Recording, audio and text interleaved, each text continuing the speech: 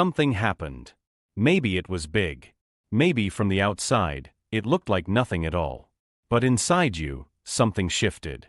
Something moved in a way that felt enormous. The kind of feeling that takes up all the space, that makes it hard to breathe normally, that you can feel in your chest and your throat and somewhere behind your eyes. And on the outside, you said nothing. Maybe you nodded. Maybe you said, "I'm fine," or "it's okay," or just changed the subject so smoothly that nobody noticed the transition. Maybe you smiled. And the person in front of you had absolutely no idea that anything had happened inside you at all. This video is not about why people like you go quiet. That's the surface question, and it has a surface answer. This video is about what's underneath that. About what you're actually doing when you feel everything and show nothing. About what you built, and when you built it, and what it cost you, and what it's still costing you right now. Because this isn't emptiness. This isn't coldness. This isn't the absence of feeling. This is a shield. And it was built for a reason. Let's start at the beginning. Not your beginning, the beginning of the shield. Because you weren't always like this. There was a version of you that was open. Maybe it was a long time ago, maybe it feels like a different person entirely, but it existed. A version that said what it felt when it felt it. That showed hurt when it was hurt, showed love when it loved, showed fear when it was afraid. That operated without the layer between inside and outside that you now carry everywhere. And then something happened. Not always one thing. Sometimes it's a collection of things, small enough individually that you could almost dismiss each one, but cumulative in a way that changes the architecture of how you move through the world. You showed someone what you felt. And it didn't go the way it was supposed to go. Maybe you told someone you were hurt by what they said, and they laughed.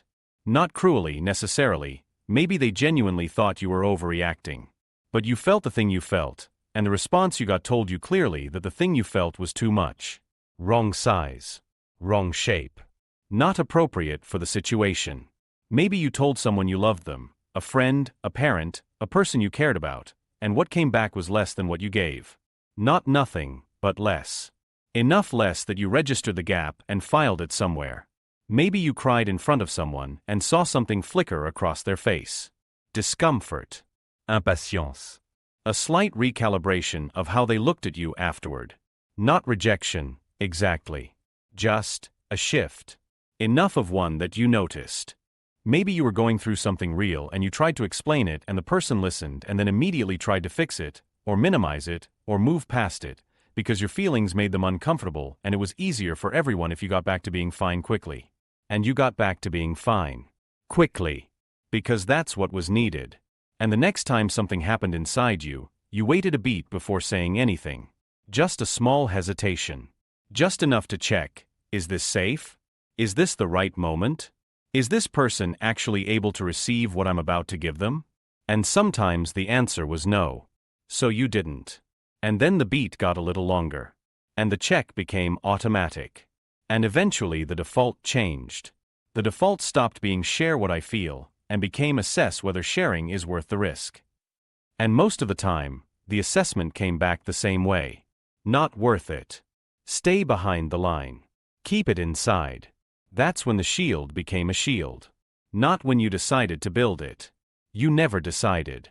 It assembled itself, piece by piece, from every moment that taught you that what's inside you is safer inside you. And here's what I want you to understand about that. It worked. The shield worked exactly the way it was supposed to. It protected you from the specific pain of showing something real and having it handled badly. That pain is not a small pain. That particular experience, a vulnerability that lands wrong, is one of the more quietly devastating things a person can go through repeatedly. And you found a way to stop going through it. That was not weakness. That was adaptation. That was your system doing what systems do when they encounter a recurring threat. It built a response. And the response was effective. Now let's talk about what it actually looks like from the inside. Because this is the part that almost never gets described accurately. People who feel everything and say nothing are not experiencing a quiet interior. That is the central misunderstanding. The outside is quiet. The inside is not. When something happens to you, a comment, a conflict, a moment of unexpected tenderness, a disappointment, a loss, the feeling comes in at full volume. It arrives completely. There is no muting that happens first, no reduction in intensity before it reaches you. You feel it the way anyone feels anything, fully physically, in your body as much as your mind. And then, almost simultaneously, something else activates. The part that manages the output. The part that takes the feeling and holds it back from the surface. Not because the feeling goes away. It doesn't go away.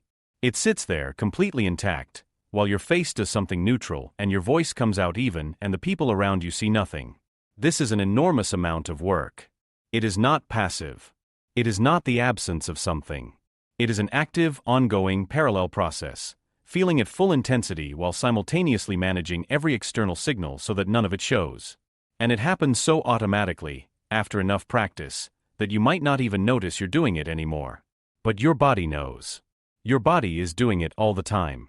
This is why people like you are often tired in ways they can't explain. Not physically tired, or not only physically tired. Tired in a way that sleep doesn't fully fix. Because the management never stops.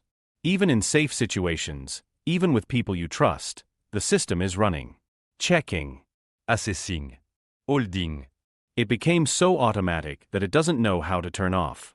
And if you've ever had someone tell you seem so calm or nothing ever gets to you, or I wish I could be as unbothered as you, and felt something almost like anger at that, a flash of something that you immediately shut back down, that flash was real. That was the part of you that knows exactly how wrong they are, responding to the distance between what they see and what is actually happening. You are not unbothered. You are just very, very good at looking unbothered. Those are not the same thing. And carrying that gap, between what people think they're seeing and what's actually true, is its own particular kind of lonely. Subscribe if this channel is saying things you've needed to hear for a long time. There's more of this. Now let's talk about what the shield costs. Because this is the part that matters most, and the part that's hardest to look at directly. The first cost is closeness. Real closeness. The kind that only happens when two people have actually seen each other, not performed versions of each other, not carefully managed presentations, but the actual interior.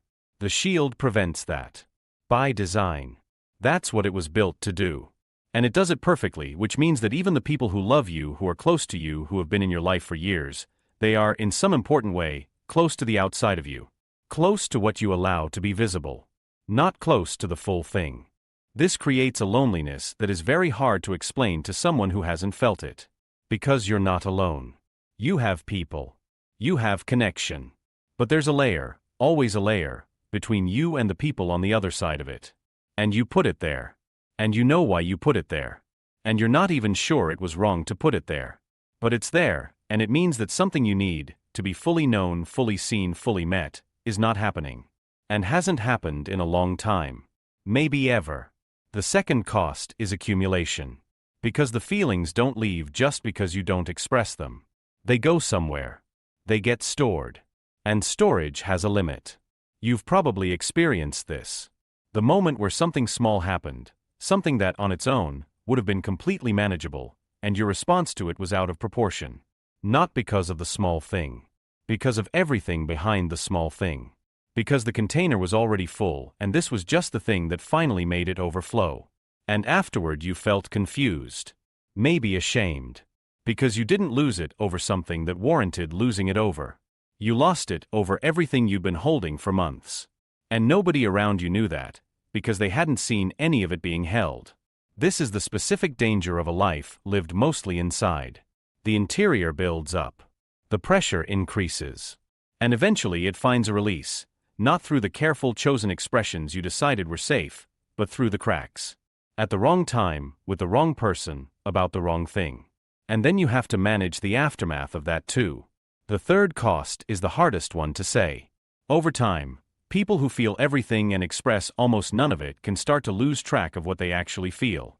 Not because the feelings stop, but because the habit of suppression becomes so ingrained that it starts to apply inward as well as outward. You get good at not looking at what's happening inside you, because looking at it and then having to hold it back is harder than just not looking. So you stop looking. You stay busy. You stay functional. You stay fine.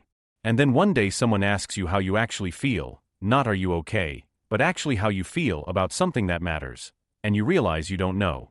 Not because nothing is there, but because you've been managing the output for so long that you've lost clear access to the input.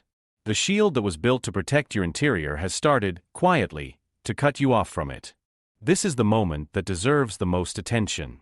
Because everything before it, the loneliness, the accumulation, the exhaustion, all of that is livable. Hard, but livable. But losing the thread back to yourself, that's a different kind of loss. That's the one that matters most to address. So here's where I want to land. Not with instructions. Not with a 5-step plan for becoming more open.